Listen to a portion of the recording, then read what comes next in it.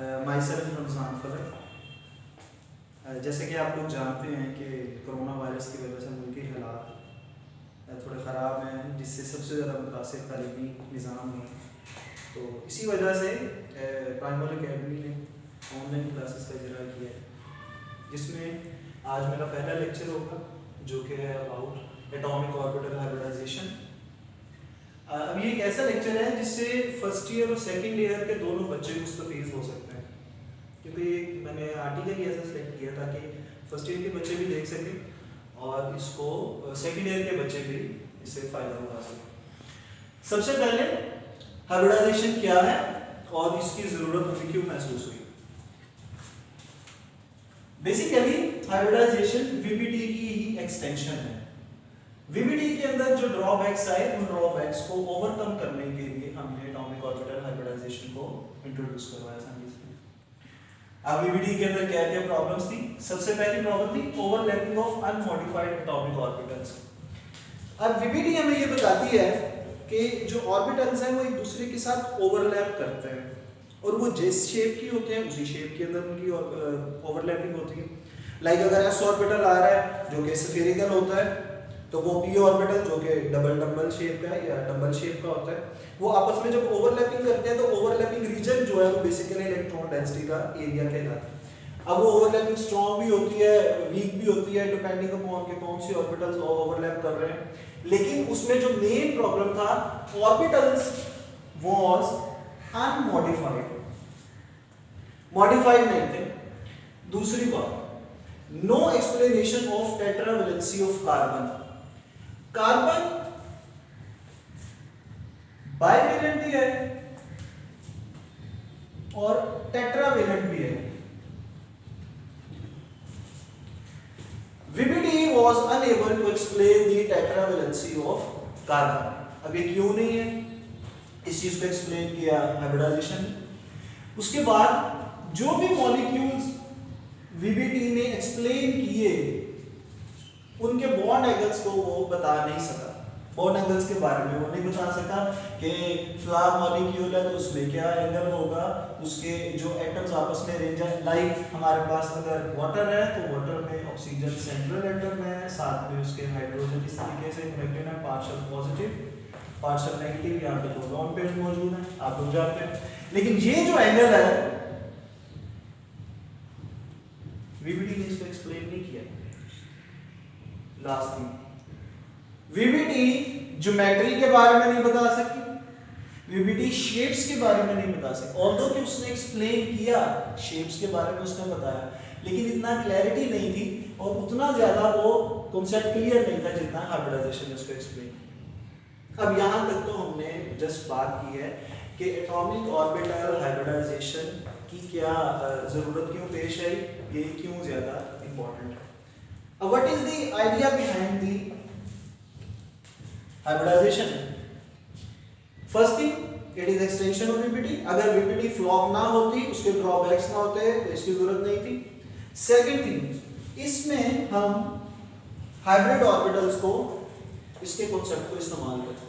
जैसे कि अभी जिक्र हो चुका है कि VBD के अंदर अनमॉडिफाइड एटॉमिक ऑर्बिटल्स जो है वो पार्टिसिपेट करते हैं, लेकिन हाइब्रिडाइजेशन के अंदर हाइब्रिड ऑर्बिटल्स पार्टिसिपेट करते हैं। हाइब्रिड ऑर्बिटल्स क्या होते हैं, देखिए हमारे पास एटम के अंदर डिफरेंट तरह के जो सब शेल्स हैं वो आपस में इंटरमिक्सिंग करते हैं। अब हर एक ऑर्बिटल की डिफरेंट एनर्जी है, डिफरेंट उसकी शेप है, बिकॉज उनके अंदर इलेक्ट्रॉन डेंसिटी डिफरेंट जो है उसको वो ऑक्युपाई करते हैं। अगर कोई ऑर्बिटल स्फेरिकल है तो उसमें इलेक्ट्रॉन डेंसिटी कुछ और है, अगर कोई डबल शेप है उसकी इलेक्ट्रॉन डेंसिटी कुछ और है, अगर कोई डबल है तो उसकी इलेक्ट्रॉन डेंसिटी डिफरेंट है। तो हाइब्रिड ऑर्बिटल जो है वो उन डिफरेंट एनर्जी ऑर्बिटल्स को मिलाकर बनने वाले ऑर्बिटल्स हैं। इनका दूसरा नाम एक और भी आता है, वो लेक्चर के थोड़ा सा मीट के अंदर जाके डिस्कस करेंगे। Second thing, it tells us about the valency of an element.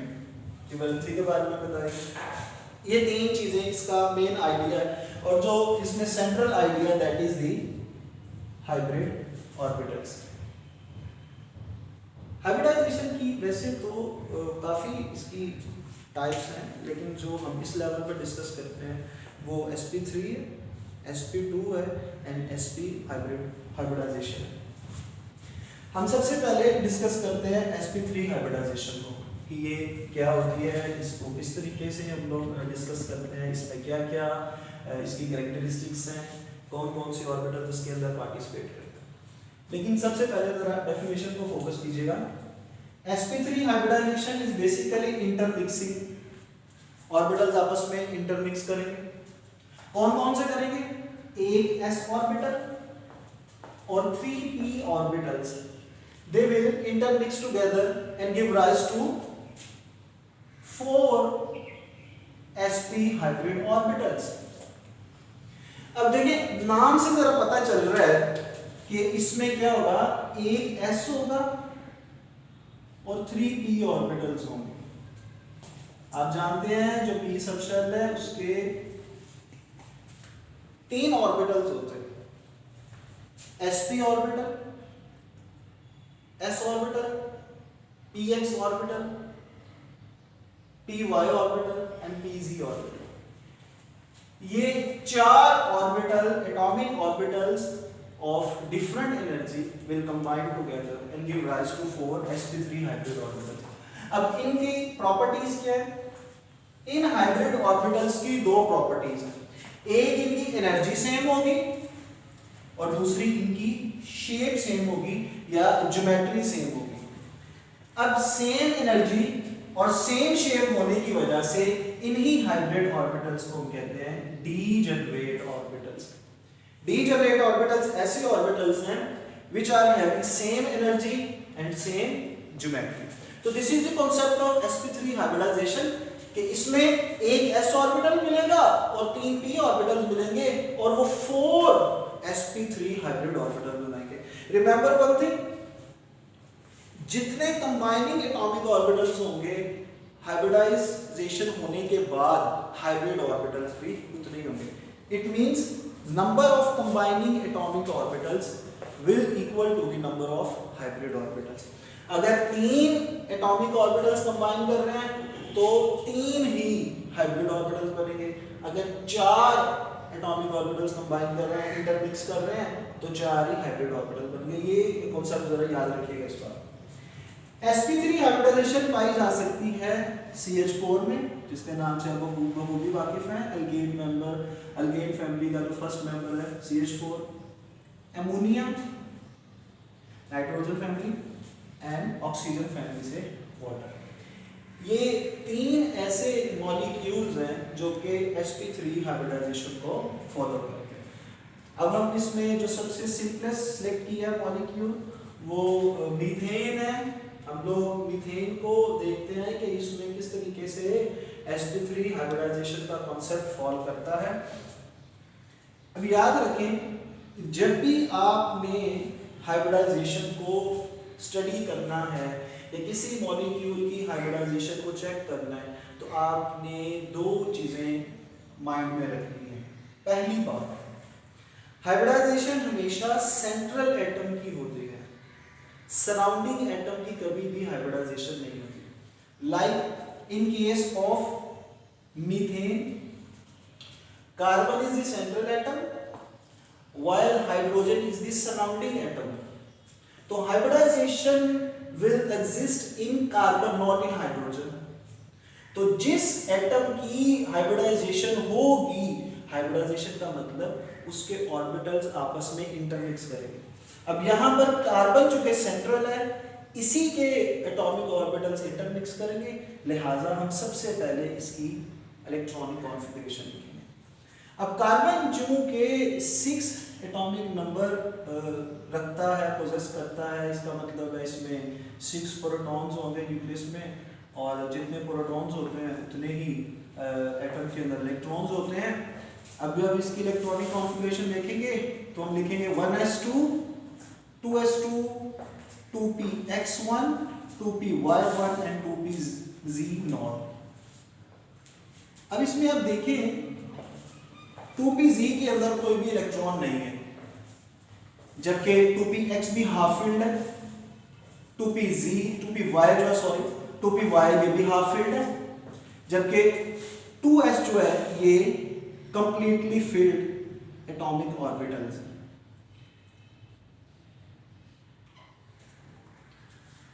One thing important is that कि जो ऑर्बिटल्स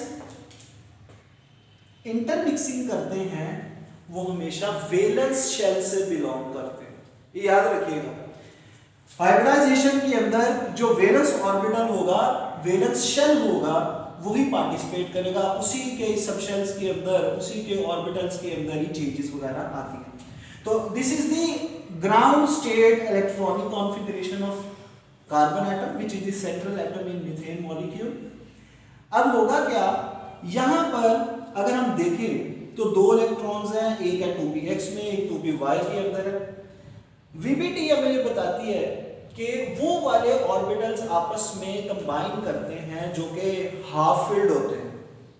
अब उस लिहाज से 2px हाफ फिल्ड है, 2py हाफ फिल्ड है, एक ये कोवेलेंट बॉन्ड बनाकर बाइवेल वैलेंसी को शो करेगा कार्बन। लेकिन कार्बन एक्चुअली टेट्रावेलेंट होता है, टेट्रावेलेंसी भी ये अपने मॉलिक्यूल्स के अंदर शो करता है, बल्कि फ्रीक्वेंटली ये टेट्रावेलेंसी ही शो करता है।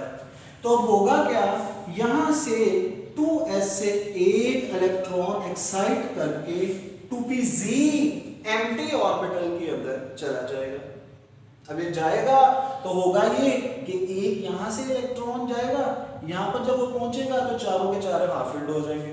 अब नेक्स्ट यहां से जब हम मूव करेंगे तो यहाँ पर हम एक स्टार लगाते हैं न्यू इलेक्ट्रॉनिक कॉन्फ़िगरेशन पे, जो कि ये बताती है कि ये एक्साइटेड स्टेट है।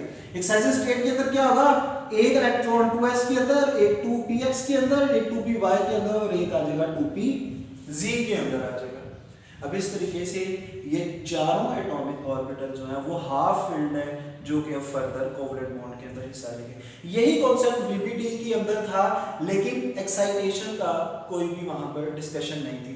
जबकि हाइब्रिडाइजेशन के अंदर चूंकि ये जो ऑर्बिटल्स हैं इनके एनर्जी का डिफरेंस इतना नहीं है, तो एक्साइटेशन हो सकती है, ये इलेक्ट्रॉन यहाँ से यहाँ मूव कर सकते हैं। अब सवाल ये पैदा होता है कि एक सबशेल से दूसरे सबशेल के अंदर जब इलेक्ट्रॉन मूव करता है तो उसको एनर्जी चाहिए होती है।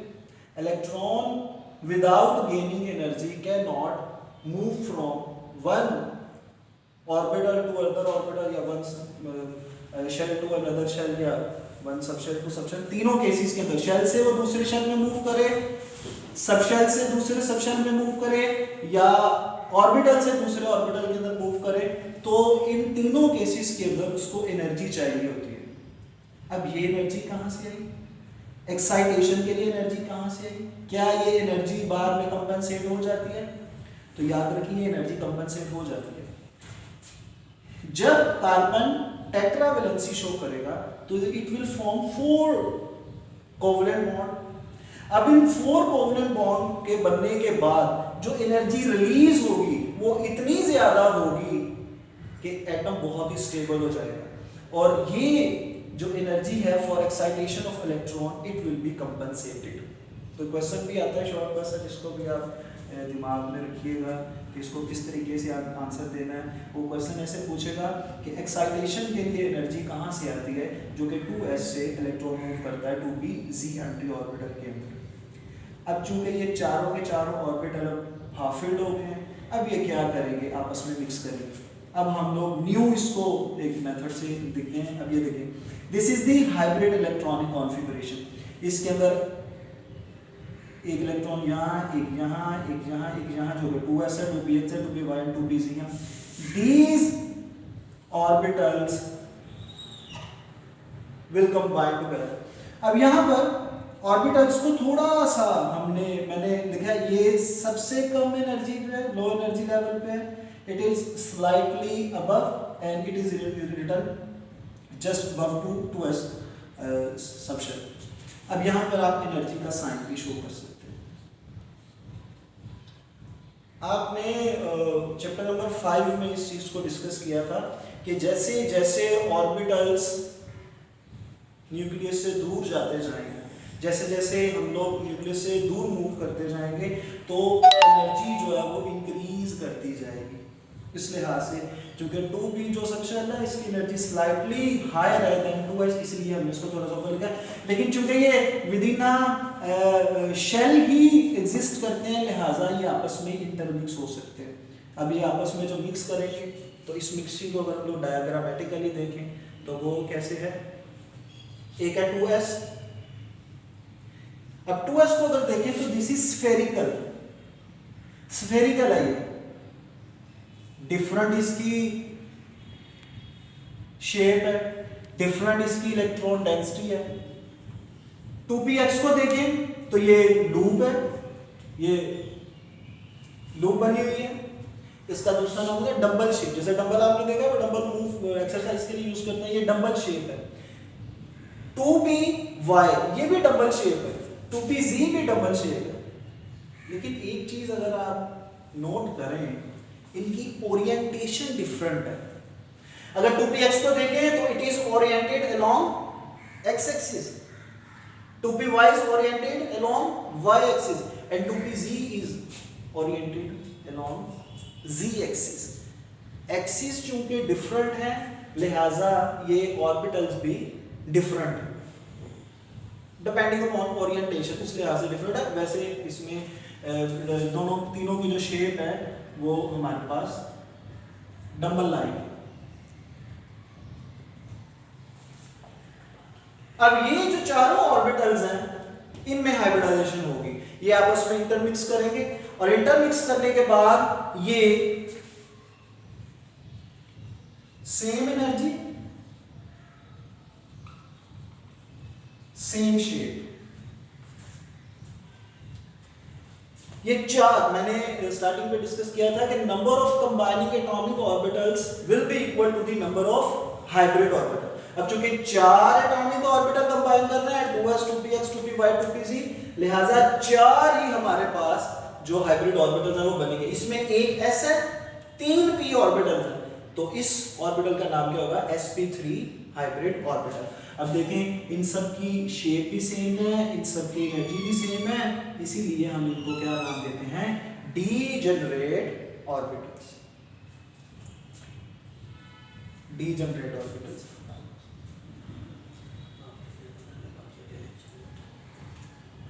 अब एक आखिरी चीज जो है वो डिस्कस करनी है, वो जस्ट ये कि how these hybrid orbitals are arranged. अब वन थिंग, अगर मैं इस चीज को जरा रब करूं यहां से ही इसके ऑर्बिटल्स को, तो जरा देखिएगा इसको, how these orbitals are arranged on central carbon atom. This is your central atom that is carbon, and this is the 1sp3 orbital, hybrid orbital actually, sp3,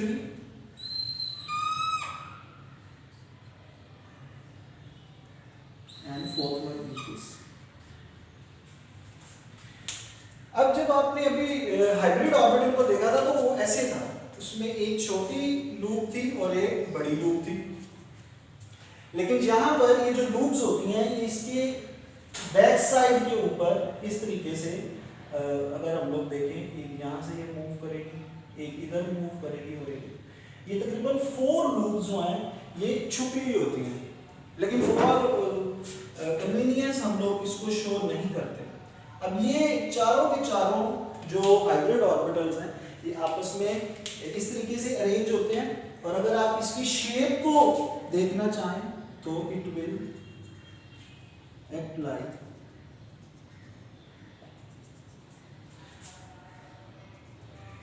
a tetrahedron.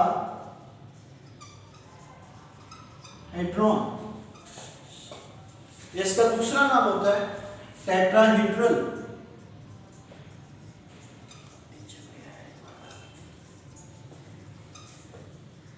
Structure या tetrahedron बोलते हैं, tetrahedral structure like बन जाता है।